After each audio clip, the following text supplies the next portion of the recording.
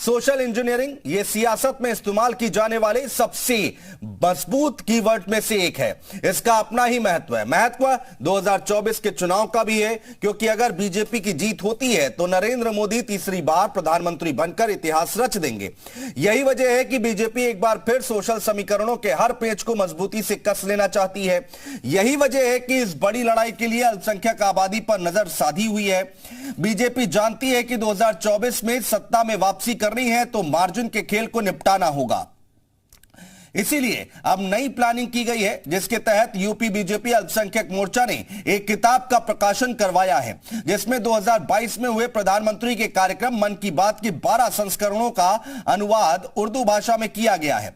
अब इस किताब को मुस्लिम बहुल क्षेत्रों में जाकर बांटा जाएगा, ताकि पीएम मोदी का मैसेज मुस्लिम कम्युनिटी में पूरी तरह पहुंच सके। तो इसी मुद्दे पर करेंगे आज सुबह की चर्चा। और क्या बीजेपी समेत सपा और बसपा की भी 2024 की डगर के लिए मुस्लिम वोट पर नजर है, इसी अहम मुद्दे पर बातचीत करेंगे।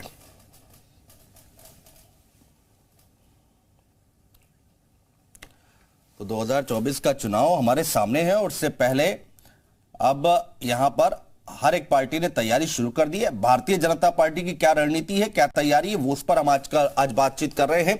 विशाल रघुवंशी हमारे सहयोगी हमारे साथ जुड़ चुके हैं ग्राउंड जीरो से। विशाल, किस तरह की तैयारियां यहां पर की जा रही है? 2024 का चुनाव जीतना है तो मुस्लिम वोटों पर यहां पर नजर रखी जा रही है।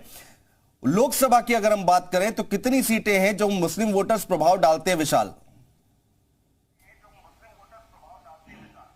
देखिए, बिल्कुल निश्चित तौर पर बीजेपी लगातार जिस तरह से, चाहे वो सूफी सम्मेलन आयोजित करने की बात कर रही हो, पासमानदा सम्मेलन आयोजित कर रही है लगातार, चाहे आप एक देश एक डीएनए कार्यक्रम की बात कर लीजिए, स्नेह मिलन की जो बात है वो कर लीजिए, या अब जो अनुवाद किया गया है प्रधानमंत्री के भाषणों का, जो 12 संस्करण है उनका अनुवाद करके मुस्लिम बहुल इलाकों में जाकर इन किताबों को बांटने का, मदरसों में जाने का, तो ये साफ तौर पर कहा जा सकता है कि बीजेपी ये प्लानिंग कर रही है कि मुस्लिम वोट बैंक जो बीजेपी से हमेशा दूरी बनाए रखे हैं वो कैसे बीजेपी के पास आए। क्योंकि रामपुर आजमगढ़ 2 ऐसी सीटें थी जहां पर मुस्लिम बहुल इलाका ज्यादा था और वहां पर बीजेपी ने जीत जब हासिल की तब शायद बीजेपी को लगने लगा कि जो मुस्लिम बहुल इलाके हैं वहां पर भी जो है सेंधमारी की जा सकती है और कुछ इसी तरह के बड़े कार्यक्रम जो है वो किए जा रहे हैं। 5 स्तरीय ये पूरे कार्यक्रम जो है इनकी तैयारी की जा रही है। और अब देखिए, करीब 1 लाख जो मुस्लिम लोग हैं उनको ये किताब जो है ये दी जाएगी और उनको किताब देने के साथ साथ उनको फायदे गिनाए जाएंगे।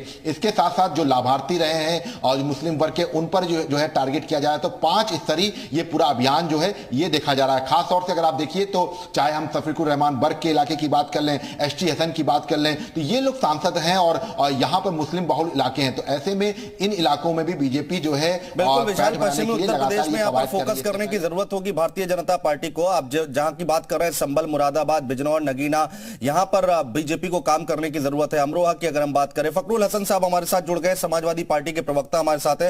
हसन साहब, स्वागत है आपका। राजनीतिक विश्लेषक विजय उपाध्याय जी हमारे साथ जुड़ गए। उपाध्याय जी, बहुत स्वागत है। फखरुल हसन जी, भारतीय जनता पार्टी अब मुस्लिमों को साधने की कोशिश कर रही है। पुस्तक का यहां पर अब बांटेगी उर्दू में अनुवाद करके मन की बात का, कैसे देखते हैं इसे? मुझे लगता है कि कल जब संसद की कार्रवाई शुरू होगी तो कल रमजान का पहला दिन है जी, और नवरात्र में संसद, राज्यसभा और लोकसभा दोनों में अवकाश था। तो मुझे लगता है सबका साथ, सबका विकास, सबका विश्वास वाली पार्टी कल जब रमजान का पहला दिन होगा तो वो वहां भी अवकाश करने का काम करेगी। तो भारतीय जनता पार्टी देखिए दोहरे चरित्र वाली पार्टी है। भारतीय जनता पार्टी जो दिखाती है वो करती नहीं है। भारतीय जनता पार्टी बताए कि आखिर अल्पसंख्यकों के लिए उत्तर प्रदेश में क्या किया या देश में क्या किया। और आज इनको अल्पसंख्यकों के वोट लेना है, इसलिए वो तरह तरह के जुमले लेके आ रहे हैं। पसमानदा समाज की बात कर रहे हैं, मदरसों पे कार्रवाई करते हैं, मदरसों के नाम पे राजनीति करते हैं, धर्म और जात के नाम पे राजनीति करते हैं। और भारतीय जनता पार्टी जब वो कहती सबका साथ, सबका विकास, सबका विश्वास, तो कभी वो पसमानदा सम्मेलन करती है, सूफी सम्मेलन करती है, फिर वो बुद्धिजीवी सम्मेलन करती है, यादव सम्मेलन करती है। तो भारतीय जनता पार्टी लोगों को बांट के इस देश की सत्ता पे राज करना चाहती है, इसलिए वो मुसलमानों में भी बंटवारा करना चाहती है, वो सनातन धर्म के लोगों में भी बंटवारा करना चाहती है। लेकिन उनका जो ये प्लान है वो सफल होने वाला नहीं है, क्योंकि आज बेरोजगारी है, महंगाई है, वो बड़े मुद्दे हैं और भारतीय जनता पार्टी चाहती ही नहीं है कि इन मुद्दों पे चर्चा हो। वो चाहती है कि हम पसमानदा मुसलमान में फंसे रहे, हम बुद्धिजीवी की बात करें, हम यादव सम्मेलन की बात करें। तो जो समाजवादी पार्टी है, हमारा रास्ता जो लोहिया जी ने दिखाया था, नेताजी और बाबा साहब का है कि हम नौजवानों की, किसानों की, मजदूरों की बात करते रहेंगे। भारतीय जनता पार्टी से पूछते रहेंगे कि आपने नारा दिया था बहुत हुई महंगाई की मार, अब की बार भाजपा सरकार, और उसके बाद आप दूध और दही तक पे आपने जीएसटी लगा दिया। 2014 में जिन वादों को पूरा का नाम लेके जुड़ेंगे तो उनसे इन सारी बातों पर जवाब जरूर लेंगे। लेकिन विजय उपाध्याय जी हमारे साथ हैं। विजय उपाध्याय जी, देखिए, जिस बात का हम लोग कल भी जिक्र कर रहे थे कि यहां पर जो एक दिन की छुट्टी दी गई है, एक तरफ बीजेपी मुसलमानों को साधने की कोशिश कर रही है, मुस्लिमों को साधने की कोशिश कर रही है, दूसरी तरफ फखरुल हसन यहां पर कह रहे हैं कि रमजान पर भी छुट्टी देनी चाहिए।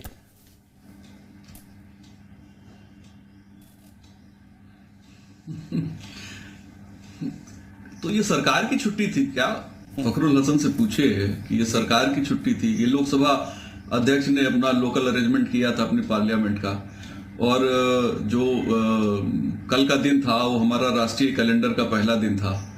तो राष्ट्रीय कैलेंडर के पहले दिन अगर कोई सांसदों ने रिक्वेस्ट की और पार्लियामेंट एक दिन के लिए उन्होंने एडजर्न की, तो मुझे तो इसमें कोई आपत्तिजनक बात या हिंदू मुसलमान वाली बात तो दिखती नहीं। और 1 जनवरी न हिंदुओं का न मुसलमानों का, लेकिन मनाते दोनों हैं 1 जनवरी को। तो ये इस तरह की बात मैं समझता नहीं कि उचित है। जो दूसरे पे बंटवारे का आरोप लगाते हैं, असल में बंटवारे के प्लेटफॉर्म पे वो खुद खड़े हो जाते हैं।